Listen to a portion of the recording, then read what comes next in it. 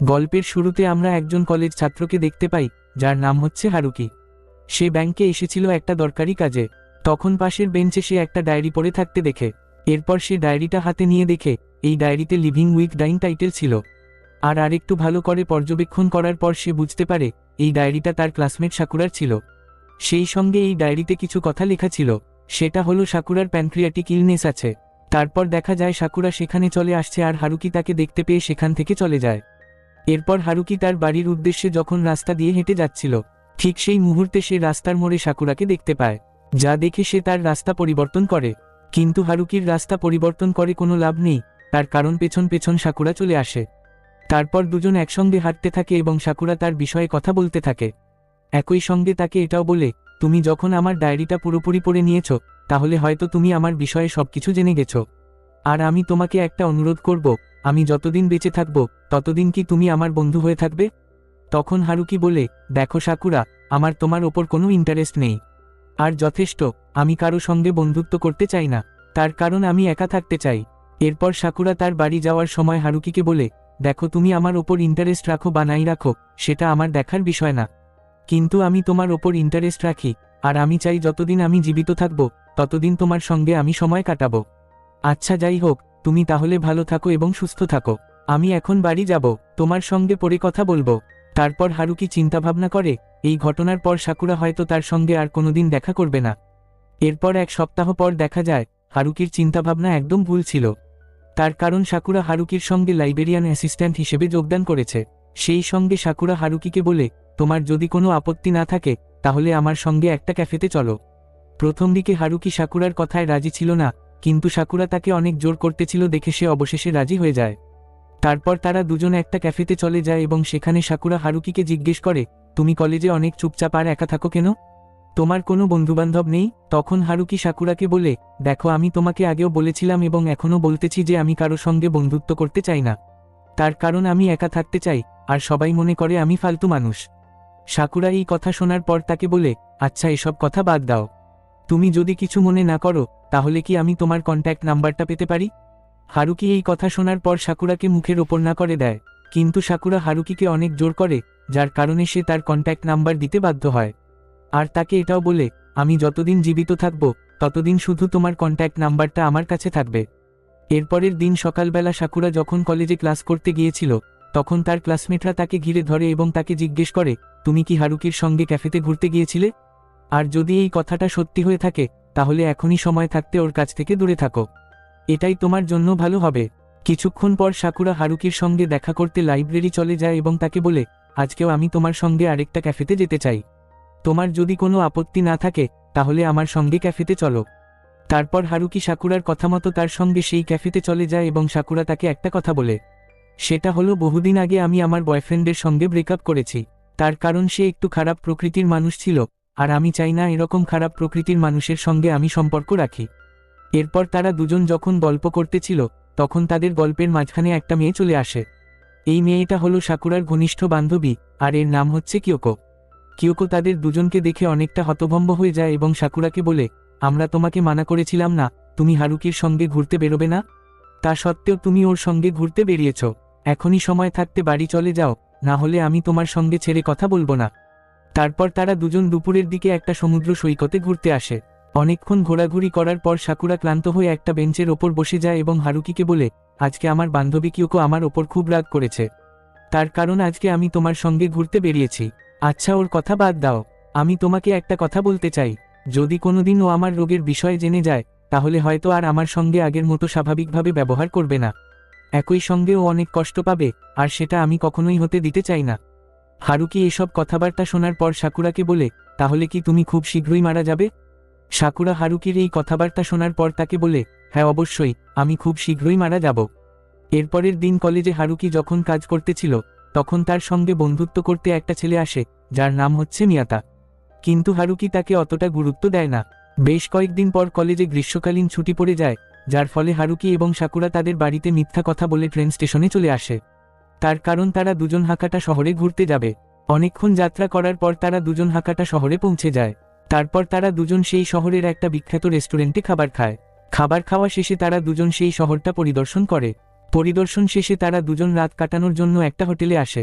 এরপরের দিন সকালবেলা সাকুরা যখন ঘুম থেকে উঠে তখন তার মোবাইলে একটা ফোন আসে, আর ফোনটা করেছিল কিয়োকো। ফোনের ওপাশ থেকে কিয়োকো সাকুরাকে বলে, তোমার সাহস দেখে আমি খুব অবাক হচ্ছি।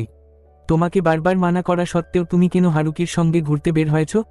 এখনই সময় থাকতে বাড়ি ফিরে আসো, সেটাই তোমার জন্য খুব ভালো হবে। সাকুরা কিয়োকোকে বলে, দেখো কিয়োকো, তুমি আমার বিষয় নিয়ে চিন্তা কইরো না, আমি ঘণ্টাখানিকের মধ্যেই বাড়ি ফিরে আসতেছি, তুমি নিশ্চিন্ত থাকো। তারপর তারা দুজন বিকেলের সময় ট্রেনে করে তাদের শহরে ফিরে আসে। কিন্তু ফিরে আসার আগে সাকুরা হারুকিকে বলে, আমি ভাবতেছি যেদিনই ছুটি থাকবে আমরা আবারও ঘুরতে বেরোবো। হারুকি সাকুরার কথা শোনার পর তাতে একমত জানায়। এরপর হারুকি বাড়ি ফিরে আসার পর থেকে অপেক্ষা করে কবে কলেজ খুলবে আর কবে সে সাকুরার সঙ্গে দেখা করবে। তারপর কলেজ খোলার পর কিয়োকো হারুকির সঙ্গে দেখা করতে আসে এবং তাকে ওয়ার্নিং দেয় সাকুরার কাছ থেকে দূরে থাকতে। কিন্তু হারুকি কিয়োকোর কোনো কথায় গুরুত্ব দিচ্ছিল না, যা দেখে কিয়োকো উত্তেজিত হয়ে হারুকির শার্টের কলার ধরে তাকে বলে, এখনই সাবধান হয়ে যাও, না হলে আমার চেয়ে খারাপ আর কেউ হবে না। কিছুক্ষণ পর হারুকি কলেজের লাইব্রেরিতে চলে যায় কাজ করতে।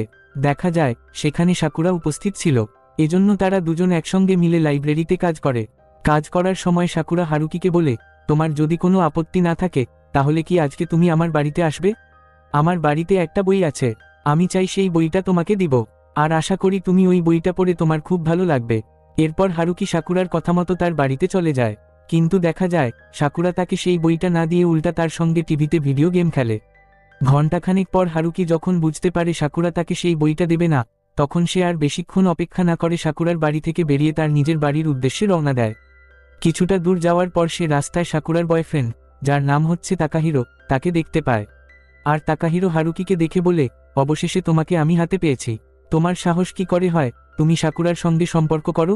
সাকুরা হচ্ছে আমার, সে আর কারোর হতে পারে না, এখনই সময় থাকতে তুমি সাকুরার কাছ থেকে দূরে সরে যাও, না হলে এর ফল খুব খারাপ হবে।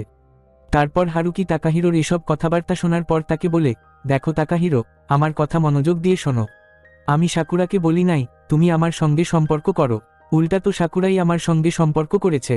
মানে বলতে চাচ্ছি সাকুরা নিজের ইচ্ছায় আমার সঙ্গে সম্পর্ক করছে। আর তুমি জানতে চাও সাকুরা তোমাকে কেন ছেড়ে দিয়েছে? তার কারণ তুমি একজন নোংরা প্রকৃতির মানুষ, তাই ও তোমাকে ছেড়ে দিয়েছে। আর আরেকটি কথা, আমার সঙ্গে অযথা ঝামেলা করে কোনো লাভ নেই, তার চেয়ে ভালো তুমি নিজের কাজ করো, আমি আমার কাজ করি, ঠিক আছে?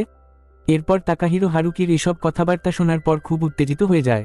আর উত্তেজিত হয়ে সে হারুকিকে জোরে একটা ঘুষি মেরে মাটিতে ফেলে দেয়, যার ফলে হারুকির নাক থেকে অঝরে রক্ত পড়তে থাকে। তারপর তাকাহিরো উচ্চস্বরে বলে, তোমার সাহস কি করে হয় তুমি আমার সঙ্গে এমনভাবে কথা বলো? আর একটা কথা জেনে রাখো, সাকুরা শুধুমাত্র আমার, সে আর কারোর হতে পারে না। তখন সেখানে সাকুরা চলে আসে, আর সে তাকাহিরোকে দেখে জিজ্ঞেস করে, তুমি এখানে কি করতেছ? আর এখানে হচ্ছেটা কি? তাকাহিরো সাকুরাকে দেখে অনেক খুশি হয় এবং তাকে কিছু বলতেই যাবে, ঠিক সেই মুহূর্তে সাকুরা দেখতে পায় হারুকি আহত অবস্থায় মাটিতে পড়ে আছে।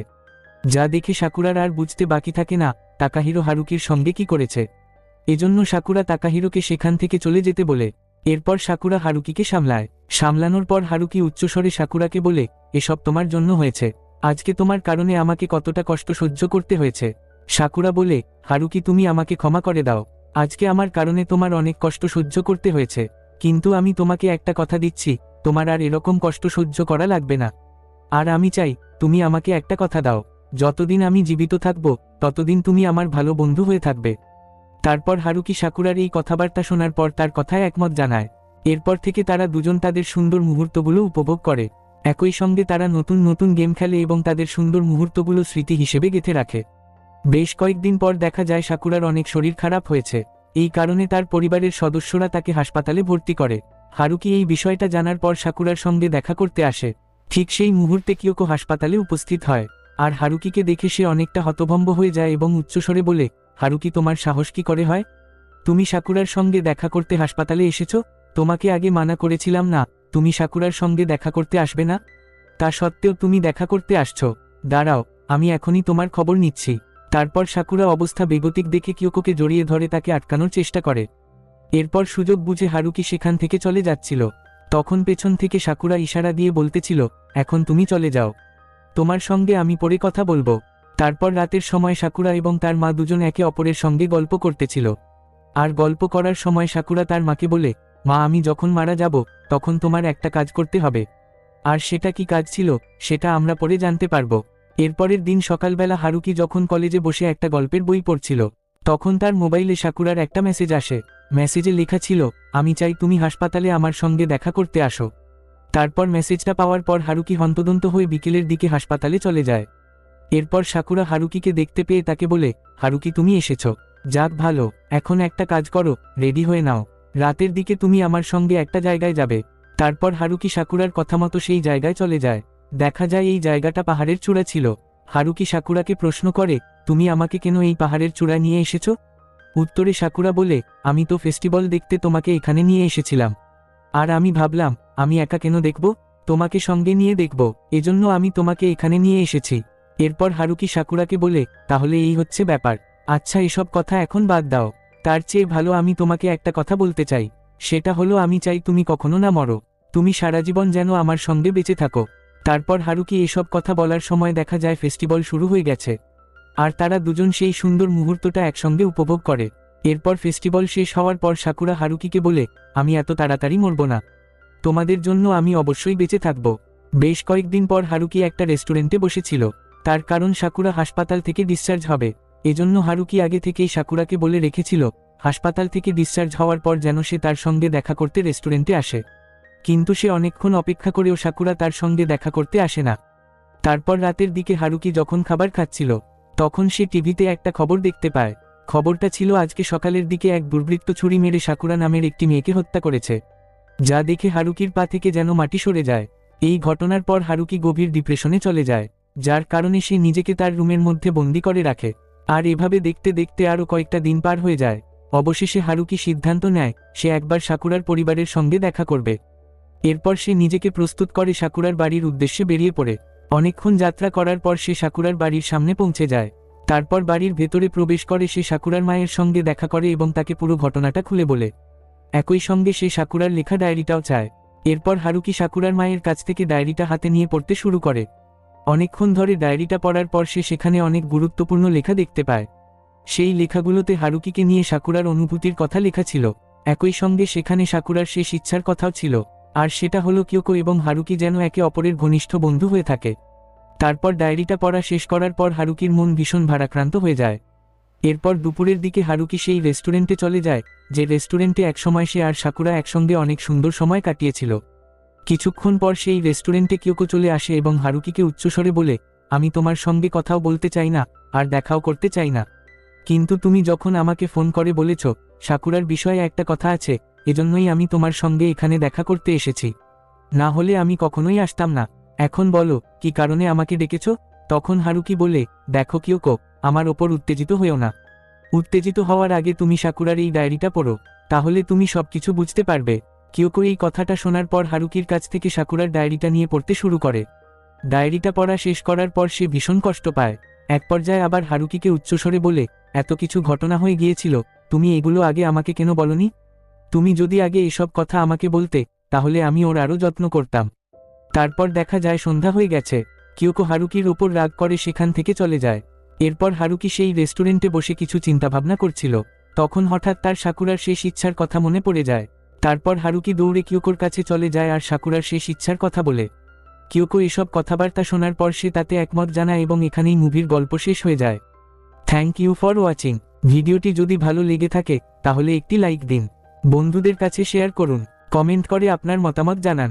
আপনি যদি চ্যানেলে নতুন হন তাহলে সাবস্ক্রাইব করুন, পাশে থাকা বেল আইকন চাপুন আর অল বাটনে ক্লিক করুন, তাহলে নতুন ভিডিওর নোটিফিকেশন পাবেন। তো আজকের ভিডিও এখানেই শেষ করলাম। আপনারা সবাই ভালো এবং সুস্থ থাকবেন। আবার দেখা হবে পরবর্তী নতুন ভিডিওতে।